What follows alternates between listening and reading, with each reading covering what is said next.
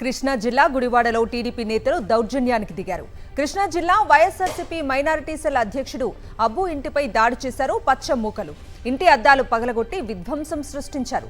TDP నేతల దాడిపై డీఎస్పీకి పేర్ని నాని ఫిర్యాదు చేశారు.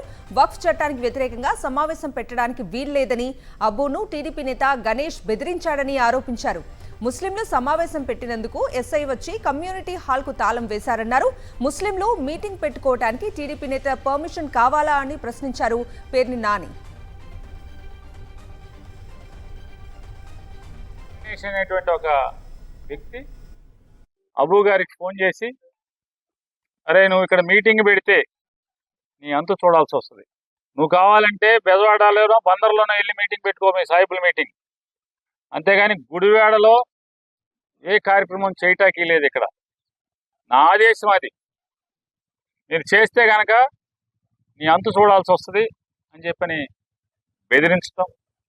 బెదిరించినా కూడా ఇతను లొంగకుండా ఆ సమావేశానికి వెళ్ళిన పరిస్థితి అయితే దారుణంగా ఒక సబ్ ఇన్స్పెక్టర్ పోలీస్ వచ్చి ఇక్కడ మీటింగ్ పెడతాకి వీల్లేదు అని చెప్పానంటే ఏ రకంగా పోలీస్ వ్యవస్థని దిగజారుస్తున్నారో కొంతమంది పోలీస్ యూనిఫామ్ తొడుక్కున్న అధికారులు మనం చూస్తే, ఇట్లాంటి వాళ్ళందరినీ కూడా జిల్లా ఎస్పీ గారు కానీ డీజీపీ కానీ కంట్రోల్లో పెట్టాల్సినటువంటి అవసరం.